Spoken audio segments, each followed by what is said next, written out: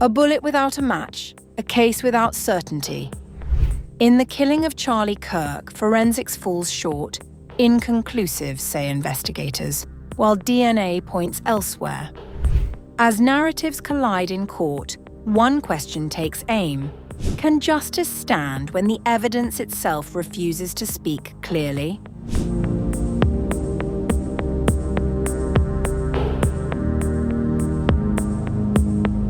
New court filings have revealed a critical gap in forensic evidence in the killing of Charlie Kirk, raising questions about the strength of the prosecution's case against the accused.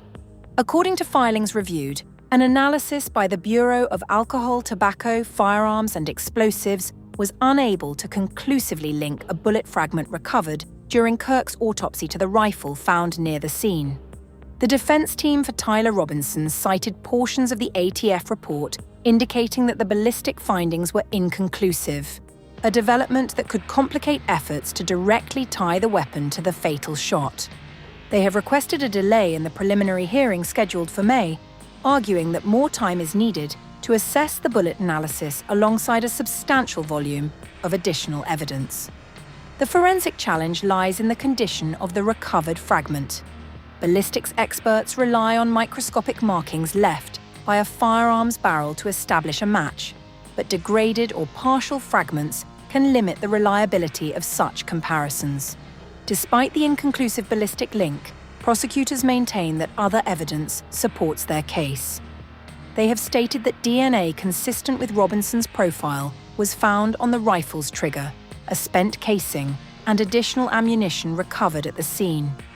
However, defense attorneys have countered that multiple DNA profiles were identified on certain items, suggesting a more complex evidentiary landscape that may weaken direct attribution. Prosecutors are seeking the death penalty against Robinson, 22, who faces aggravated murder charges in the September 10th shooting at Utah Valley University. He has not yet entered a plea. Authorities have also cited alleged messages sent by Robinson prior to the attack, in which he reportedly expressed motive, though these claims remain subject to judicial scrutiny. The FBI is now conducting additional testing to further examine the ballistic evidence as investigators attempt to resolve the discrepancy. With key forensic findings still unresolved, the case is entering a critical phase where the outcome may hinge not just on physical evidence, but on how competing narratives are tested in court.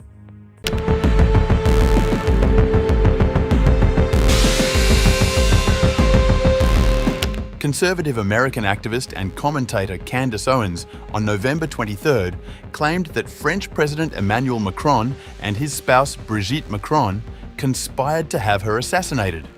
In a lengthy message labelled urgent, Owens wrote that 2 days ago she was contacted by what she described as a high-ranking employee of the French government who allegedly warned her that the Macrons had executed upon and paid for my assassination.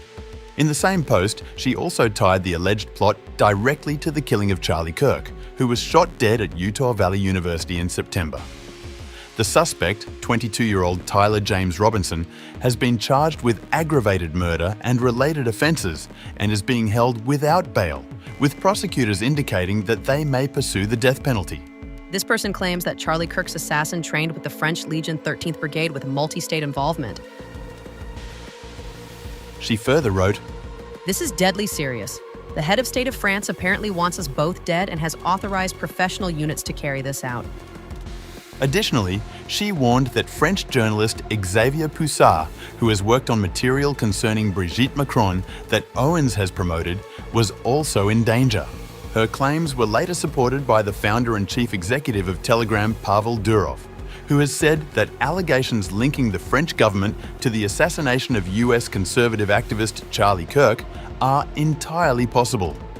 After reviewing everything Charlie Kirk has ever said about Macron's France, I find Candace's info about French involvement in his death entirely plausible. Charlie even called for 300% tariffs on France until the charges against me were dropped.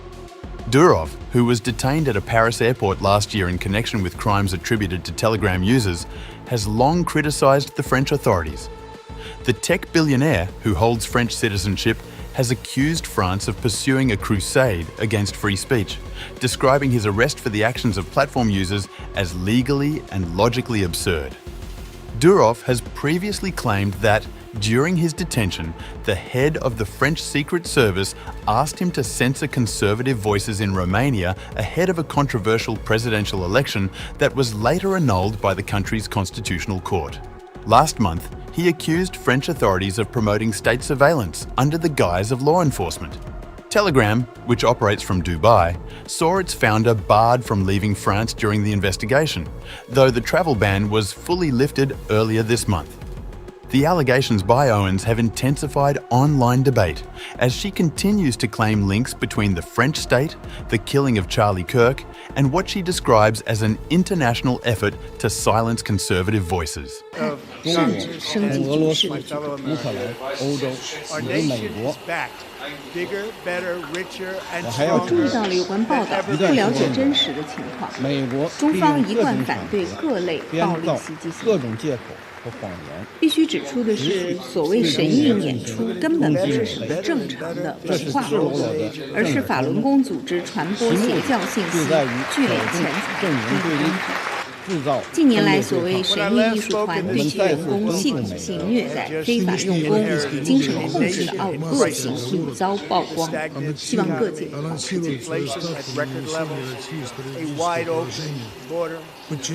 中国和德国是全方位战略伙伴，积累了良性竞争、融合发展的成功实践。中德合作、互惠互利，为两国人民带来了实实在在的利益。双方应当秉持相互尊重、平等相待、互利共赢的原则，推动中德关系取得更大发展，共同为世界的和平与繁荣做出更大的贡献。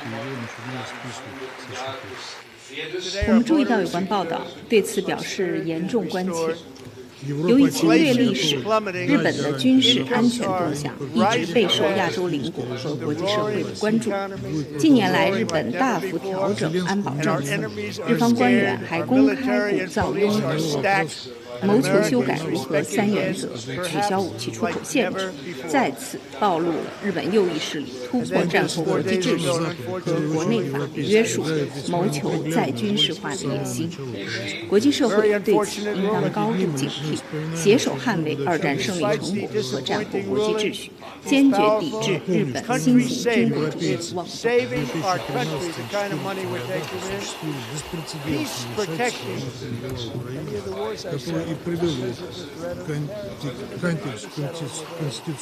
Will remain in place under fully approved and tested alternative legal